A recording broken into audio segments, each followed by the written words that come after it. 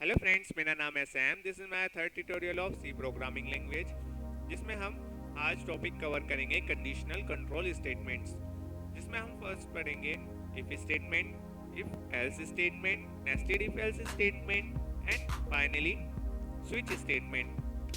First, conditional statement. In some situation, it is necessary to check condition and to make the decision.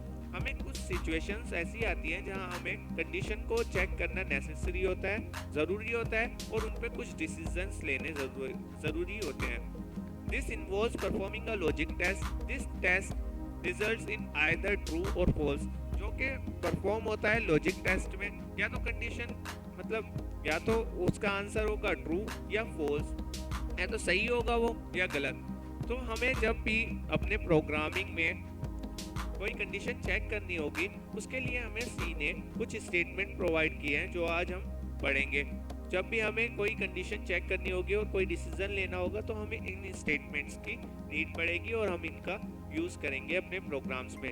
जिसमें first आता है if statement, जो कि use होता है एक सिंगल कंडीशन को चेक करने के लिए। मतलब हमें एक कंडीशन चेक करनी हो तो हम इफ स्टेटमेंट का यूज़ करते हैं। अगर हमारी कंडीशन ट्रू होती है तो ये स्टेटमेंट प्रिंट होता है, अदरवाइज नहीं होता। देखिए, जैसे आप यहाँ देख सकते हैं हमारी इफ स्टेटमेंट की जनरल फॉर्म, जिसमें फर्स्ट आएगा कीवर्ड इफ जो कि कीवर्ड है। उसके बाद दो पैरेंथेसिस आ रहे हैं जो कि ब्रैकेट, इनको हम पैरेंथेसिस बोलते हैं सी में। This condition is true. अगर हमारी जो भी हम इसके अंदर पैरेंथेसिस के अंदर जो भी कंडीशन होती है हमारी, वो हम इस पैरेंथेसिस के अंदर देते हैं, मतलब इस पैरेंथेसिस के अंदर डाल देते हैं, जो डिसाइड करती है ये ट्रू होगी या फॉल्स। अगर हमारी कंडीशन ट्रू होती है तो ये स्टेटमेंट एग्जीक्यूट हो जाएगा, जो कि इन ब्रैकेट्स के ब्रेसेस के अंदर है, अदरवाइज नहीं होगा। तो ये यही जो इफ कीवर्ड के दो पैरेंथेसिस हैं, इनके अंदर जो हम कंडीशन लिखते हैं, यही कंपाइलर को बताती है कि क्या करना है। आइए अब इसका एक फ्लो चार्ट देखते हैं। जो स्टार्ट हुआ हमारा प्रोग्राम, फिर कंडीशन चेक करेगा बूलियन, या तो ये सही होगी। अगर सही होगी तो कंडीशनल स्टेटमेंट एग्जीक्यूट हो जाएंगे, अदरवाइज हमारा प्रोग्राम बाहर चला जाएगा और फिनिश हो जाएगा।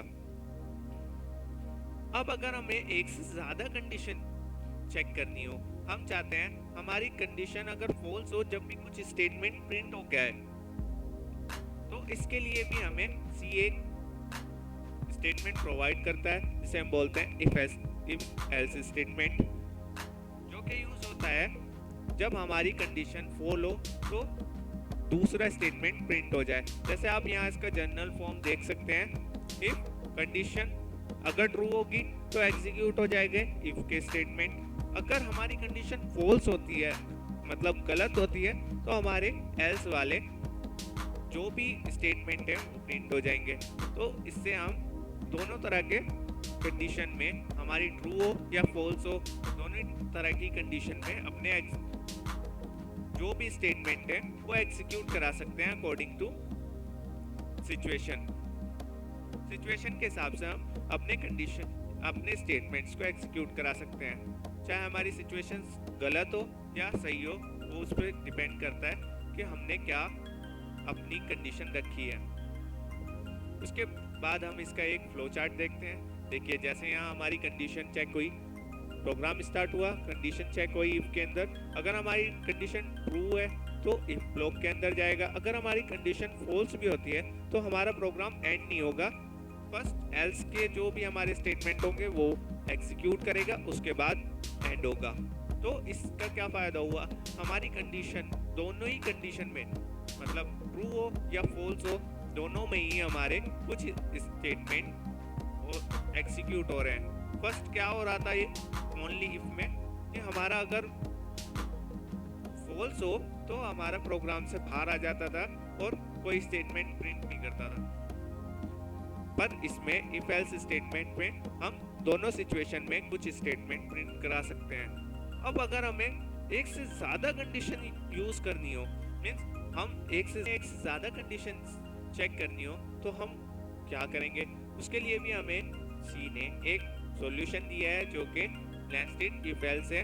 जिसकी हेल्प से हम एक से ज़्यादा कंडीशंस चेक करा सकते हैं और उनके अकॉर्डिंग स्टेटमेंट्स एग्जीक्यूट करा सकते हैं। जैसे आप यहाँ इसकी जनरल फॉर्म देखिए, अगर हमारी इफ स्टेटमेंट की जो हम जो भी कंडीशन देते हैं वो अगर फॉल्स हो जाती है तो एल्स इफ पे चला जाता है। अगर एल्स इफ की भी सेकंड वाले की भी फॉल्स हो जाती है तो थर्ड पे शिफ्ट हो जाता है। ऐसे अकॉर्डिंग टू हमारी कंडीशंस ये अगर फॉल्स होता रहता है तो अगली पे स्विच करता रहता है। अगर हमारी सारी कंडीशन फॉल्स हो जाती है तो लास्ट में ये एल्स का स्टेटमेंट प्रिंट कर देता है। किसी भी सिचुएशन में हमारी कोई भी सिचुएशन हो, ट्रू या फॉल्स या सारी फॉल्स हो जाए तो भी हमारा कुछ ना कुछ स्क्रीन पे प्रिंट होगा। तो ये होता है नेस्टेड इफ एल्स स्टेटमेंट। इसका हम फ्लो चार्ट देखते हैं। जैसे हमने फर्स्ट डिसीजन लिया, अगर वो ट्रू हुआ तो भी स्टेटमेंट प्रिंट हुआ, अगर फॉल्स हुआ तो दूसरी कंडीशन पे चला गया और दूसरी कंडीशन को चेक किया। ऐसे ही अगर वो ट्रू हुआ तो हमारा स्टेटमेंट प्रिंट हो गया और एग्जीक्यूशन प्रोग्राम की खत्म हो गई। उसके बाद अगर फॉल्स हुआ वो थर्ड डिसीजन पे चला गया। ऐसे ही वहाँ भी दो कंडीशन चेक की, अगर ट्रू हुआ तो एग्जीक्यूट ये वाले हो जाएंगे, अगर फॉल्स हुआ तो एल्स वाले स्टेटमेंट हमारे जो भी होंगे वो प्रिंट हो जाएंगे स्क्रीन पे। अब इसके हम कुछ हमारा है switch statement. Switch statement is often faster than nested if else, not always. हमारा जो स्विच स्टेटमेंट होता है वो नेस्टेड इफ एल्स से फास्टर होता है, बट हमेशा ऐसा नहीं होता, बट ज़्यादातर हमारा फास्टर ही होता है नेस्टेड इफ एल्स से। Also the syntax of switch statement is clear and easy to understand. जो स्विच स्टेटमेंट का सिंटैक्स होता है वो एक तो क्लियर होता है और उसे अंडरस्टैंड मतलब समझना आसान है।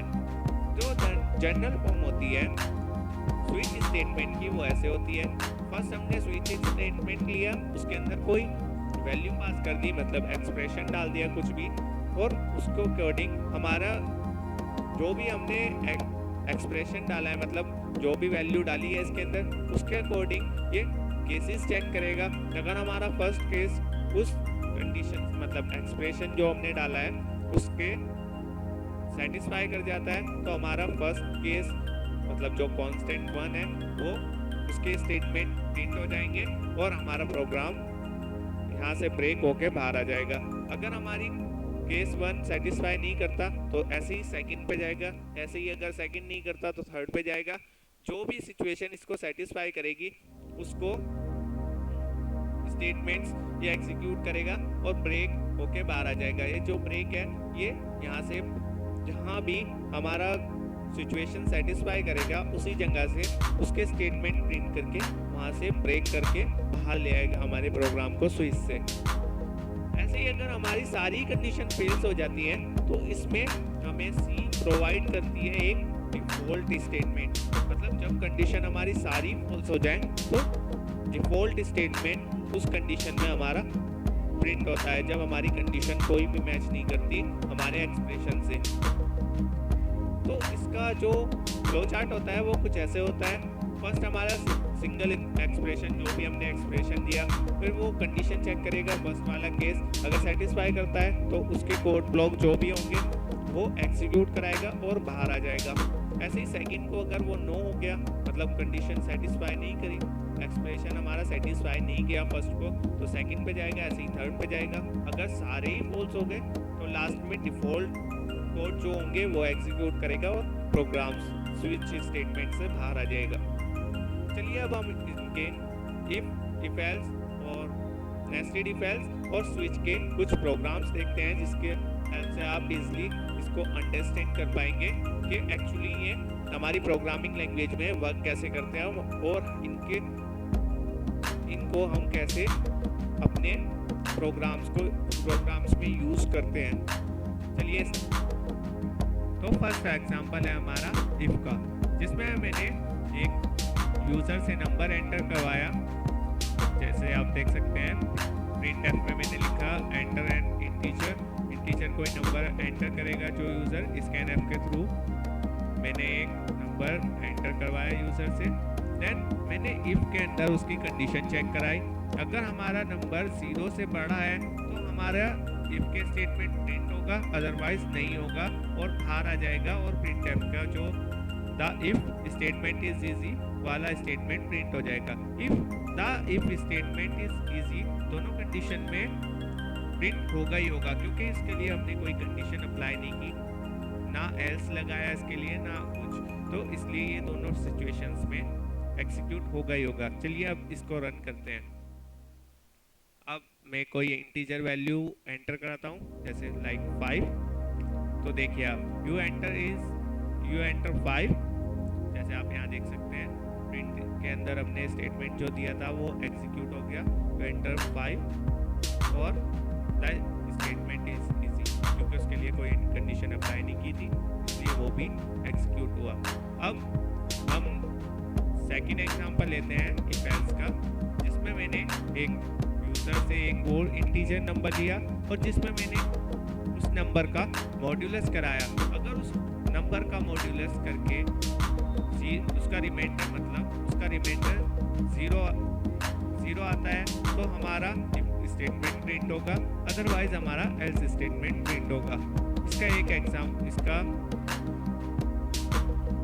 ये मैंने यहाँ इवन नोट का एग्जांपल लिया है, जिसमें अगर हमारा इवन नंबर होगा तो हमारा इफ स्टेटमेंट प्रिंट होगा, अगर हमारा नंबर ओड होगा तो हमारा एल्स वाला स्टेटमेंट प्रिंट हो जाएगा।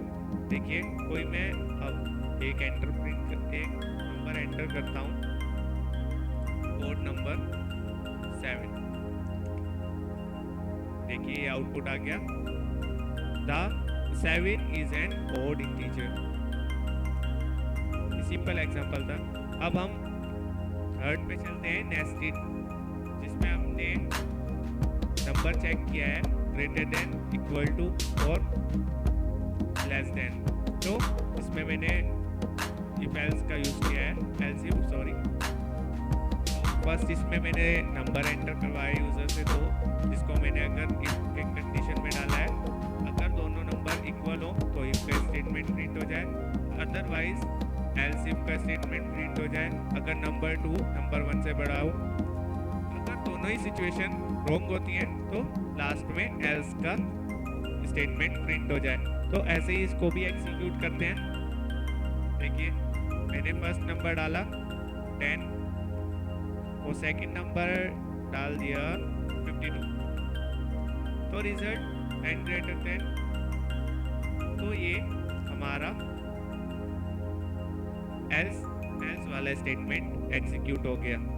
जैसे आप यहाँ देख सकते हैं एल्स में हमने दिया था अगर हमारा फर्स्ट नंबर सेकंड से बड़ा छोटा हो तो एल्स वाला स्टेटमेंट प्रिंट हो जाए। तो ये हो गए हमारे 3 एग्जाम्पल, इफ, एल्स और नेस्टेड इफ एल्स। नाउ अब लास्ट हमारा एग्जाम्पल है स्विच का, जिसमें मैंने डेज प्रिंट कराए हैं। हमारा कोई भी केस हो, मतलब 1 to 7 में से कोई भी डेज यूजर एंटर कराए तो हमारा उसके अकॉर्डिंग आउटपुट दे दे। मीन्स अगर हम कोई नंबर हो 7 डेज से अलग कोई नंबर डालते हैं तो हमने एक डिफॉल्ट स्टेटमेंट भी दिया है जो कि बता देगा ये नंबर अलाउ नहीं है, ये डे अलाउएबल नहीं है। तो इसे एग्जीक्यूट कराते हैं, डे डालते हैं कोई, जैसे मैं डाल देता हूँ 5, तो हमारा आ गया थर्सडे। जैसे कि आप यहाँ देख सकते हैं केसेस डाले हैं मैंने, जो भी केस इस डे के मतलब इस वैल्यू से मैच करेगा वही एग्जीक्यूट हो जाएगा। Thank you guys for watching. For more videos please subscribe my channel, like my video, और मिलते हैं फोर्थ ट्यूटोरियल के साथ।